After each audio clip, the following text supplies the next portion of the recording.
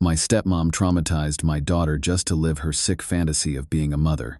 Then I found a secret room with baby photos, fake birth papers, and a crib with my daughter's name on it. That's when everything changed forever. My name is Tyler James Carter, and before I tell you anything else, I need to say this. I never thought someone could love a child for the wrong reason. Not love as protection, not love as sacrifice, but love as possession. That kind of love destroys people, and in my case, it almost destroyed my daughter. The story I'm about to tell you isn't something I'm proud of. It isn't something easy, but it's something I wish someone had told me before I trusted the wrong people. So let me start here. The day my daughter cried in my arms like she didn't know me, that was the day everything changed. Before we go further, I have a question for you. If someone you trust hurts your child, what would you do? Forgive them, fight them, or walk away forever? Hold that thought, because that question haunted me for years. I lost my wife, Emily, during childbirth. One minute I was holding her hand, whispering that everything would be okay. The next minute, doctors were pulling me away, lights were flashing, alarms were beeping, and then there was silence. Cold, heavy silence. They placed my newborn daughter, Adeline, in my arms. She was tiny, barely 6 pounds, her fingers curled like she was afraid of the world already. I remember whispering, "It's just you and me now. I've got you." And I meant it. I meant it with every cell in my body. The next few months were chaotic. Bottles, diapers, midnight crying, grief. Real grief, the kind that sits in your chest and steals your breath. People kept saying, "Tyler, you should date again. You need help. You can't raise a baby alone." But I didn't care. Adeline was enough, until my father remarried. That's when everything started shifting. Her name was Vanessa Hale. She was polite, soft-spoken, carefully put together in a way that felt rehearsed. She always smelled like lavender and walked like every step was planned. She hugged me like we were family before we even were. When she first met my daughter, she tilted her head and whispered, "Oh, sweetheart, I've been waiting to meet you." I thought it was harmless. I thought she was just excited. But looking back now, that was the first red flag, because her eyes never left my daughter, not even for a second. For a while, things were normal. At least, that's how I convinced myself it felt. My dad seemed happy. For the first time since losing my mom years ago, he smiled without looking tired. So I tried to trust Vanessa. I tried to let her help. She brought diapers, baby outfits with matching bows, toys, photo albums. Once she showed up with a baby stroller that cost more than my monthly rent. I laughed and said, "Wow, that's too much." She just smiled and said, "No price is too big when you love a child." I remember nodding, thinking she was just being sweet. But the way she said it, it didn't sound like support. It sounded like ownership. Things changed slowly. At first, she asked, "Can I hold her?" Then it became, "I'll feed her." Then, "Why don't you rest? I can take her." And finally, "She likes being with me more." I still remember the first time my daughter cried when Vanessa picked her up. She stiffened like her little body froze with fear. Her hands clutched my shirt so tight her nails left marks. Vanessa laughed and said, "Oh, someone's being dramatic." But I didn't miss the sharpness in her tone. My gut whispered, "Something is wrong." But everyone around me said, "She's adjusting. She's just emotional. You're being too protective." And maybe because I was tired, grieving, overwhelmed, I let myself believe them. One day, when Adeline was almost 2, Vanessa crouched beside her and whispered, "Say, Mommy." My heart stopped. I spoke immediately, calm but firm. "She doesn't need to say that.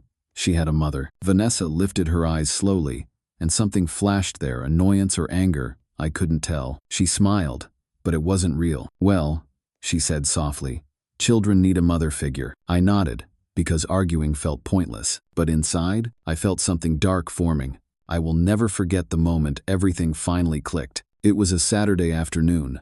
My dad and Vanessa were watching Adeline while I ran errands. When I came to pick her up, I heard muffled crying from another room. Not normal crying, terrified crying. I followed the sound down the hallway, toward the basement door. The crying got louder. My heart started racing. I opened the basement door quietly and walked down the stairs, and that's when I saw it. A small room painted pastel pink, walls covered in printed pictures of my daughter. Some photos taken while she was awake, some while she was sleeping. Shelves lined with toddler dresses labeled "Mommy's Girl." A crib, blankets, baby monitors, and on the desk, a stack of printed forms, fake adoption papers, fake birth certificate, and under "Mother," The name, Vanessa Hale.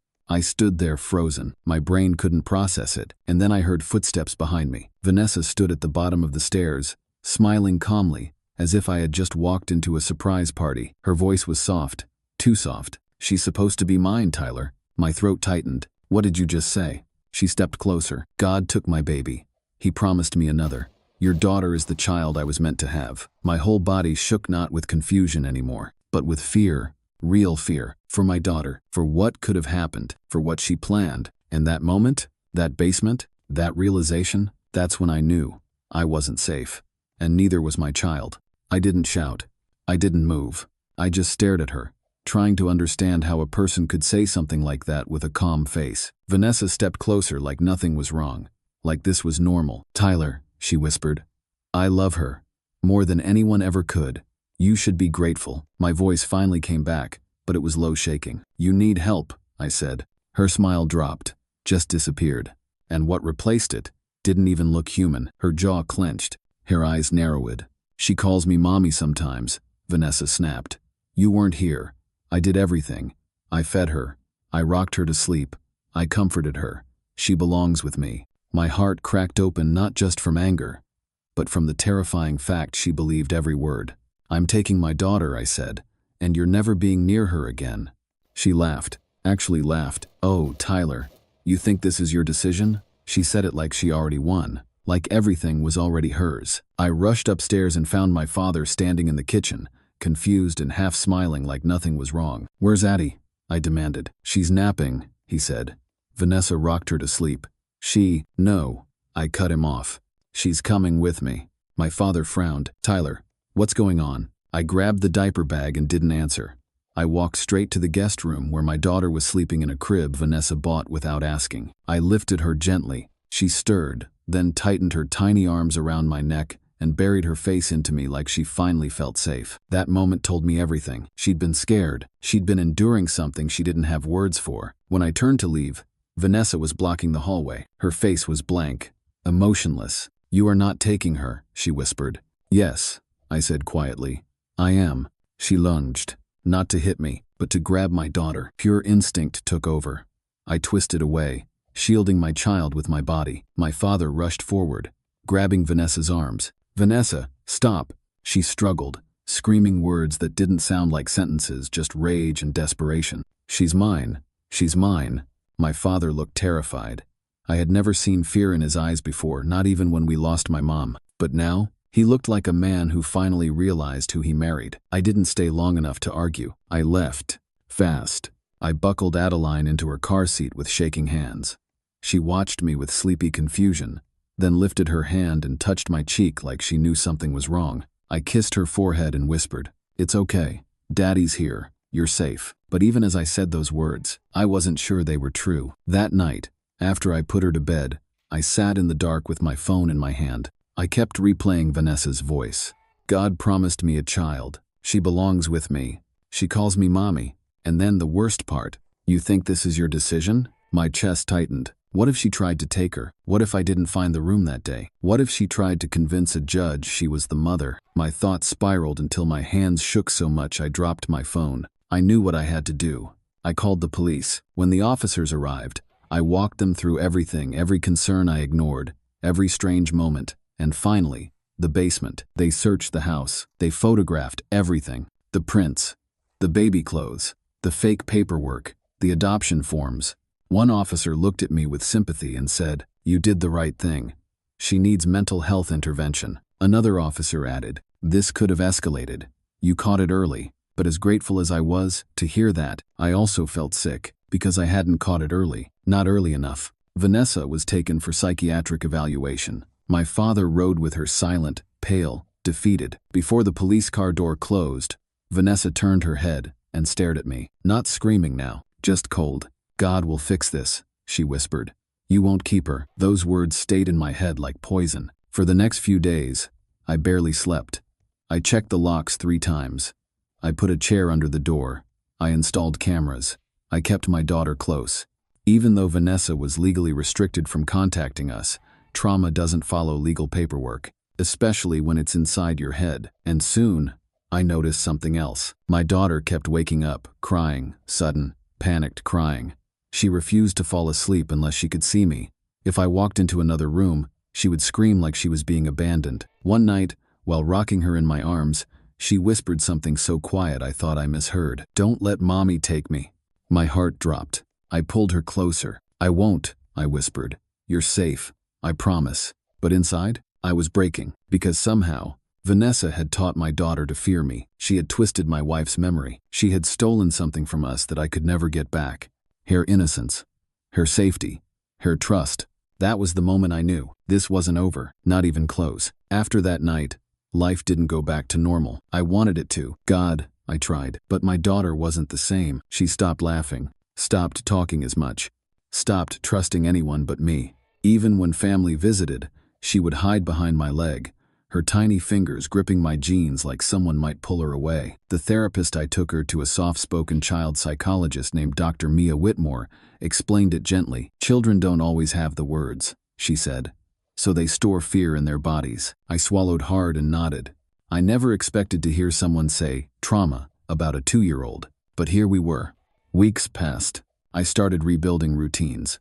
Safe routines, predictable routines, morning pancakes, walks in the park, bedtime stories, always the same 3 books. Slowly, tiny moments returned. A smile, a giggle, a relaxed breath when she fell asleep on my chest. But every time I thought things were finally getting better, something happened that reminded me we weren't done with this nightmare. One morning, I walked outside to take out the trash and froze. There was a teddy bear sitting on the front steps, pink dress, bow, cute little stitched smile, and hanging from the bear's arm, a tag that said, "For Mommy's Girl." My stomach dropped. I looked around, scanning the street, the sidewalk, the cars parked along the curb. No one. Just silence. Just the kind that waits. I grabbed the bear and threw it in the trash can so fast my hands shook. Then I installed more cameras. That night, I barely slept. A few days later, my father called. I stared at the phone ringing, debating whether to answer. Part of me wanted to scream at him. Part of me missed him. In the end, I picked it up. "Dad?" He exhaled shakily. "Tyler, we need to talk." I stayed silent. "She didn't mean to hurt anyone," he said quietly. "She's just sick. Please, try to understand." I closed my eyes. "Dad, she tried to replace Emily. She tried to take my daughter. She created fake documents. You saw them." He didn't answer. Then, after a long pause, he said, "She's getting treatment. The doctors say she'll get better. When she does, maybe we can all sit down." "No." The word left my mouth before I even thought. "No," I repeated firmer. "There is no future where she is ever near my daughter again." My father's voice broke. "She loves her." I laughed, but it wasn't funny. "No, she possessed her. That's not love. That's an obsession." He didn't hang up. He didn't argue. He just whispered, "I don't want to lose both sides of my family." But the truth was simple. He already had. Months went by. The protective order stayed in place. Vanessa stayed in treatment. My daughter started healing slowly, piece by piece. I enrolled her in preschool when she turned 4. On her first day, she held my hand tightly, watching the other children run and laugh. "You can play," I whispered. "It's safe." She hesitated, then nodded. That was her first tiny victory. I watched her draw, paint, laugh again, and every time she did, I felt hope. Real hope. But trauma doesn't disappear. It hides. It waits. And sometimes, it returns when you least expect it. One afternoon, when she was 5, I got a call from my lawyer. The sound of his voice told me everything before he even said the words. "Vanessa is filing for visitation." My grip tightened on the phone. "Impossible," I muttered. "The restraining order bars her from even contacting us." "I know," he replied, "but she's arguing she was mentally unstable when everything happened. She claims treatment has restored her capacity, and she wants a judge to consider a supervised reunion." My mouth went dry. A réunion. That word made me sick. I stared toward the living room where my daughter was sitting cross-legged, drawing with crayons. She was humming, peaceful, safe, and someone wanted to crack her world open again. "No," I whispered. "Absolutely not. We will fight it," he said firmly. "But you need to be ready. Cases like this can drag out." My chest tightened. 5 years of rebuilding. And now everything was at risk again. I didn't tell my daughter. How could I? I just watched her closer, hold her longer, and at night, I stared at the ceiling, wondering, why do some people think they deserve forgiveness more than a child deserves safety? The first court date came. Vanessa walked in wearing soft pastel clothes and a delicate necklace. She looked calm, polished, soft, like a kindergarten teacher. But her eyes? Zamahunga. Same entitlement. She smiled at me. Then she whispered, loud enough for only me to hear, "Hi, baby daddy." My stomach turned. She wasn't healed. She wasn't remorseful. She was just smarter, better coaching. The hearing lasted hours. Her lawyer painted her as a grieving woman who formed an attachment out of misplaced maternal instinct. Mine proved the extent of her obsession. The photographs, the staged nursery, the altered documents, the recordings, my daughter's therapy notes. But the moment that changed everything wasn't evidence. It was when the judge asked her one question: "Why do you want to see the child?" Vanessa smiled sweetly and said, "Because she is mine. She always was." The courtroom went silent. Even her lawyer stared at her like she had just detonated a bomb. Within minutes, the judge denied her petition and extended the restraining order. When we walked outside, I expected relief. But instead, I felt something surprising. Not fear, not anger, just clarity. Clarity that this chapter wasn't about her anymore. It was about protecting the person who needed me most. That night, I tucked my daughter into bed. She looked up at me and whispered, "Can you stay until I fall asleep?" I smiled softly. "I'm not going anywhere." She closed her eyes, and for the first time in a long time, my heart felt steady, because I realized something. I didn't just protect her, she saved me too. I stood there, frozen. My little girl, my Emily, was shaking in my arms, and the woman responsible sat there with a blank stare on her face, like she didn't understand what she had done. My father finally managed to speak. His voice was low, broken. "Jenna, what did you do?" She didn't flinch. She didn't cry. She didn't defend herself. She just whispered, "I was helping her grow. She needed to learn." My blood ran cold. Helping her grow? Emily wasn't a plant. She wasn't a toy. She wasn't a therapy project. She was a child. My child. That sentence flipped a switch inside me. My heartbeat slowed. My tone sharpened. I spoke clearly, almost too calmly. "Pack your things. You're leaving this house tonight." Jenna blinked, confused, like I was speaking another language. "What?" No, I live here. I'm her mom too." I stepped closer and looked her straight in the eyes. "You were never her mother. You were a stranger we trusted, and now you're a stranger we'll never see again." Her face twitched. That was the first time she reacted. Not with guilt, not with remorse, but with anger. She hissed, "You're just jealous. She loves me too." I almost laughed, not because it was funny, but because of how delusional it sounded. My father lost it at that point. "Jenna, stop," he yelled. "You crossed a line. You hurt a child. You need help." Instead of apologizing, she turned to him and screamed, "He did this for you, for us.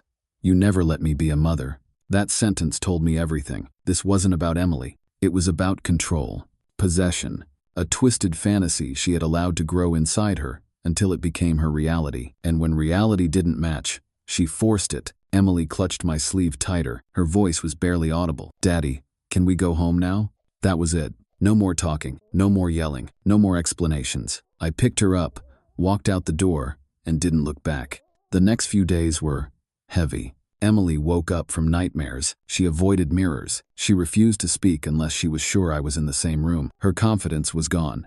Her spark dimmed.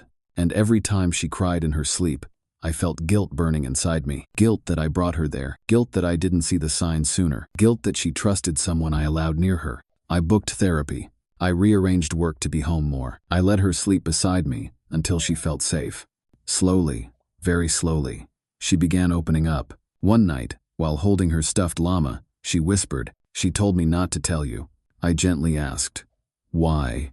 Emily hesitated. Then she mimicked Jenna's voice. "If you tell your daddy, he will leave you too." My chest tightened. That was the moment I realized. It wasn't just emotional abuse. It was manipulation, control, fear.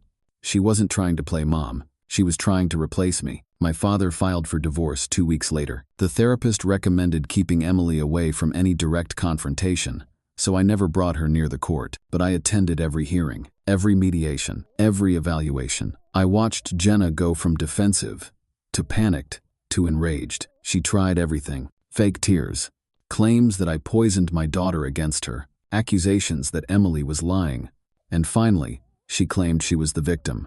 But the evidence we had: medical reports, statements, recordings, therapist evaluations, painted a very different story.